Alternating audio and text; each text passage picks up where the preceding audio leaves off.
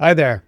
I've been a resident of Abbotsford my whole life, and for the past 4 decades, I've been a realtor at Little Oak Realty. More recently, Royal LePage Little Oak Realty. Real estate just seemed like a good fit for me, largely because my dad, Don Goertz Sr., had already kicked things off and had been very successful, starting way back in 1965. And then he started Little Oak Realty in 1977. He was active in developing property in the area as well and retired in 2000. So between the two of us, we've pretty much had a front row seat on how our real estate in the community has evolved over the better part of 60 years. Dad is now gone these past 10 years, so I no longer have the privilege of calling him up and checking in to see why something maybe was done a certain way back in the day.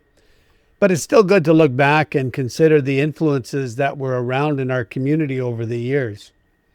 Now, lots of times people will ask me, they say, how's the real estate market? And what they usually really want to know is one of two things. Did I make money or did I lose money? Or are the prices going up or are they going down? And my answer, well, it's almost always, it depends. The reality is in any market, there are always buyers and sellers. And when you choose to act is very conditional on your specific circumstances. For example, a young couple just starting out might see a buyer's market very differently from someone looking to downsize after decades in their family home. So the short answer for right now, we are in a buyer's market with increasing downward pressure on pricing. Inventory levels are actually higher than they've been for over a decade, and sales are slower. But does that mean it's not a good time to buy or sell? Well, again, that depends. On September 4th, 1984, I walked into the Little Oak Realty office after getting my license. Our office was and is strategically located in a central location, Little Oak Mall. We had 4 outside lines on our rotary phones, and the computer terminal was about 3 feet wide by 4 feet deep, and it would print on reams and reams of paper because there wasn't a screen to see anything. When I think back to that time and reflect on it, it's interesting to ask, what the market was like.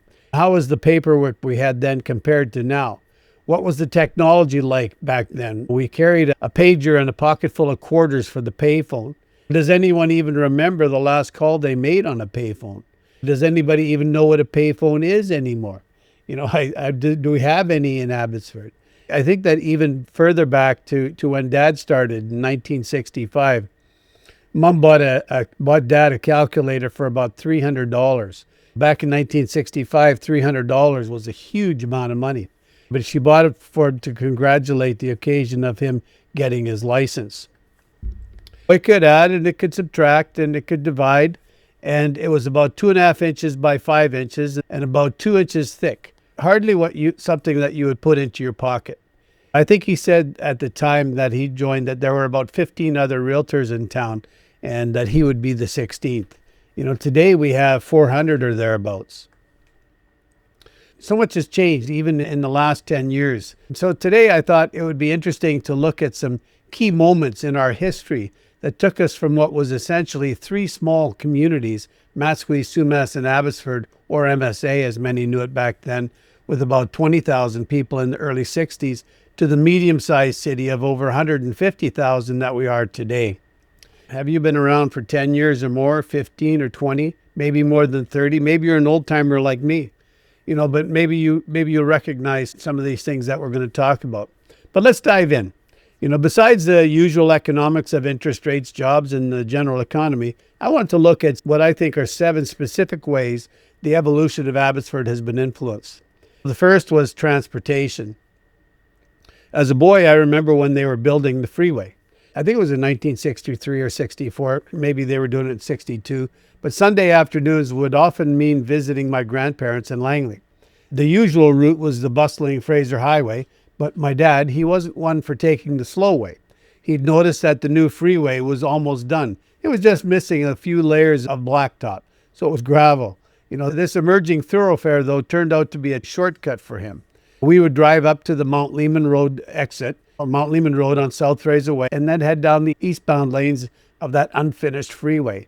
It was a little bit bumpy, but it was a kind of exhilarating ride, across the gravel, because I don't know exactly how fast Dad was going. I was only about 8 years old and sitting in the back seat. But, it was a quick way to Langley.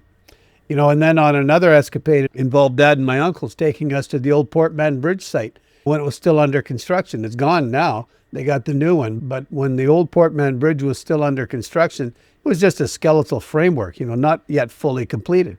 And we were on one side, and you could see them building the other side to meet up with our side.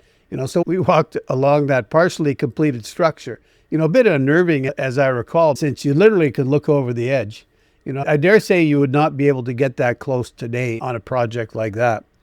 But really, what I was experiencing was the very beginning of a huge change in how goods and services move through our town. The opening of the freeway had a significant impact in transforming Abbotsford, not only in the movement of people, but prior to the opening, much of the freight would have traveled by rail, either on the north or south side of the Fraser River. Now trucking would take a lot of the burden. Then there was the Mission Bridge. The new one opened in 1973, but before that, getting to Mission meant crossing the old rail bridge, which is actually still in use, but just for rail. We used to go over to Mission City for shopping some days because that was where the big Eaton's department store was. You remember Eaton's? The kicker for traveling that way? The bridge was only one-way traffic.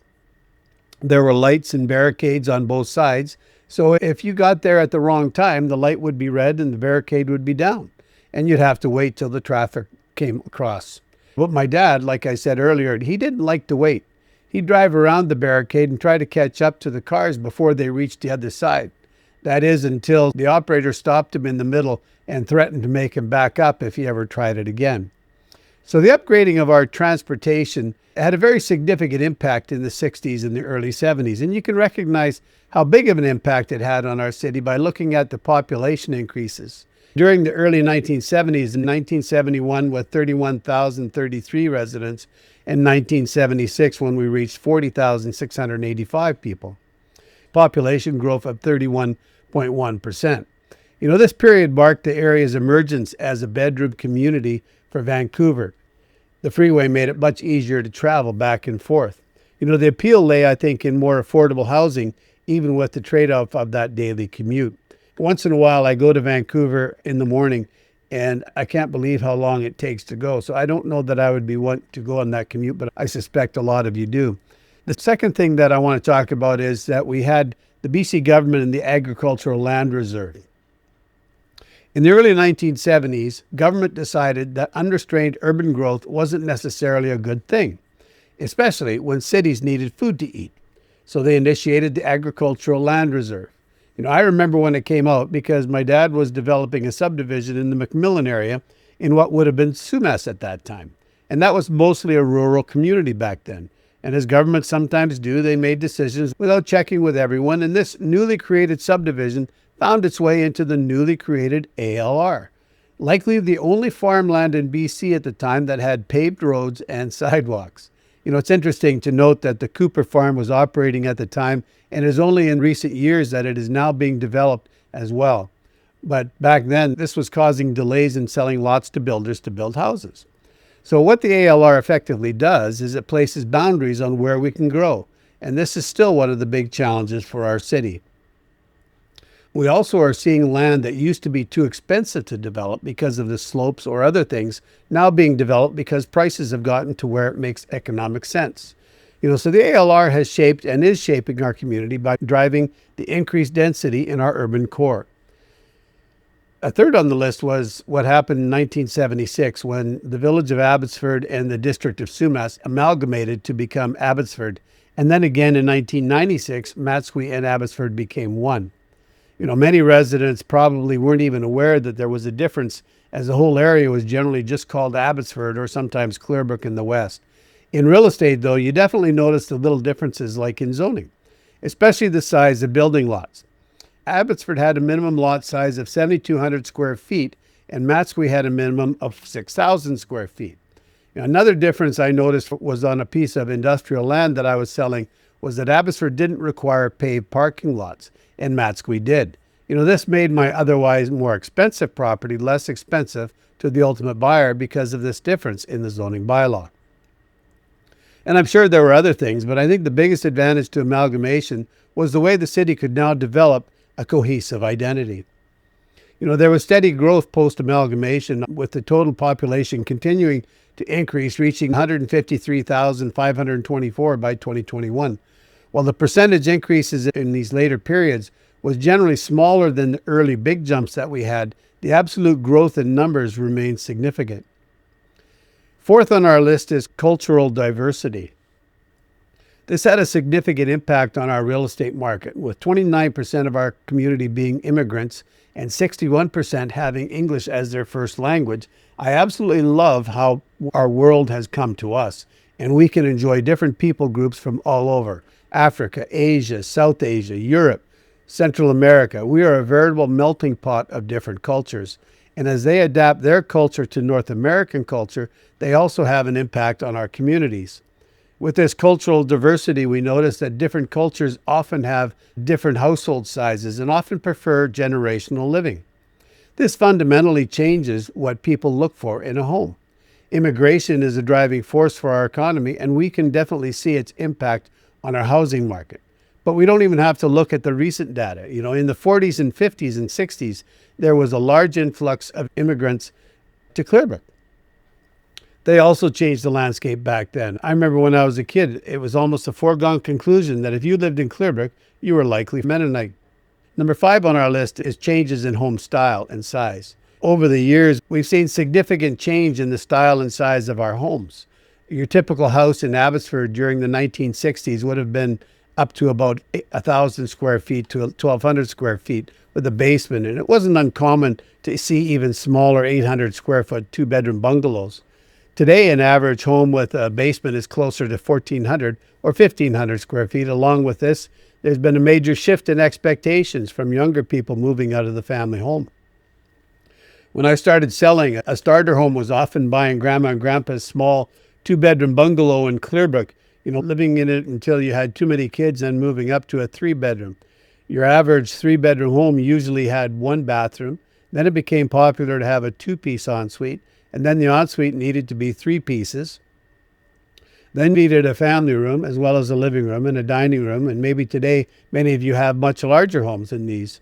I know some people that have ensuites in just about every bedroom of the house. And when the kids move out, that seems to be what they expect to aspire to as well. I often tell my sellers that what people want today is bright, shiny, and new. 6 on our list is the rise of strata ownership. The types of home ownership have shifted dramatically as well. Today, about 63% of all our residential sales involve a strata title property of some kind or another. The tipping point for this actually came in about 2016, when our inventory levels really began to drop and demand intensified. Prices were going up rather quickly, and strata properties were less expensive to purchase. So with the increased pressure to increase density from government legislation, strata seems to be our way forward when it comes to new housing. Finally, what I want to talk about is something that impacts how we actually do business directly in real estate. And that's the evolution of the real estate practice itself. Back when my dad started, and for a long time, even as I was starting out, realtors were deemed to work for the seller. We called them vendors then. And usually you had a 1-page agreement. That was it. But we've moved through a whole series of evolutionary adjustments, legislation mandated by our provincial government, and actually federal governments, I think, have had a hand in that as well. But we now have multiple disclosures that need to be made in contracts and files that are often in excess of 30 pages. So from 1 to 30, that's significant. It's a completely different landscape, all aimed at protecting consumers and ensuring transparency in what is, for most people, the biggest transaction of their lives. That doesn't even begin to address the role of technology in our industry. I remember our first fax machine. We paid over $3,000 for it in 1985. And if you weren't careful, the information on the paper would disappear after a couple of years. Who here has sent a fax recently to someone? I know you can do it through a computer, but who's received it? Maybe the question would be better, who's received a fax on an actual fax machine? And cell phones were just coming into play, and they were the size of a brick. Some realtors had one in their car, and it was so big it had to be put into their trunk. In 1992, as manager of our office, I saw that we needed to upgrade our computers. We had a 286 computer with, I think, 16 megabytes of a hard drive, and it was not adequate. One of the ladies in our office suggested I contact a friend and who was just setting up a computer store. And so I went to see him, and eventually we purchased three new 386 computers with 40 megabyte hard drives each, for over $10,000. I told Dad that we were increasing our storage capacity or storage space by almost 10 times. It would be a long time before we even needed to upgrade again. What a joke. How fast technology has moved since then. But the Abbotsford real estate market has always been something of a roller coaster, experiencing dramatic highs and lows over the years. And when I first entered the business, we were just beginning to recover from the downturn of the early 80s, late 70s. Property values had more than doubled, rising from about 50,000 to well over 100,000. Now, I know in today's terms, that's not a lot of money when it comes to housing, but if you look at the percentages, that's doubling. Imagine what a price today would mean if your house doubled in price today. However, in 1981, interest rates had soared to a staggering 21%, causing prices to plummet, with the average BC box house dropping to about $70,000. Fortunately, within a few years, the market rebounded, and by the fall of 1989, prices were climbing once again. Over the past 4 decades, real estate values in Abbotsford have generally an upward trend, which has been a positive from an investment standpoint. However, these rising property values, while signaling economic growth, have also created significant challenges, especially for lower income residents. The high cost of housing has contributed to increased homelessness. While some people experiencing homelessness may have made poor choices, many simply cannot afford today's rents. It's important to remember that everyone deserves dignity and support, and homelessness is an issue our community must address together. The scale of the problem can feel daunting, especially when we consider whether future generations will be able to achieve homeownership, a dream so many Canadians share. These challenges should have open conversation and real effective solutions. I hope it will happen soon, and often try to figure out my place in the discussion. So there you have it, Abbotsford, from 3 small communities to a thriving city of over 160,000 people. It's a journey shaped by asphalt and bridges, by land policies, by civic mergers, by the wonderful mosaic of cultures that call this home, by changing tastes in houses, by new forms of ownership, and even by how we handle the paperwork. Understanding these influences, I think, gives us a clearer picture of why the answer to how's the market will always be, it depends. I hope I've been able to add a little bit of value to your day, and I want to thank you for listening to this. If you made it this far, I'm happy to take any questions if you want to drop a comment or send me a message. So thanks again. I'm Don Goertz, Royal LePage, Little Oak Realty.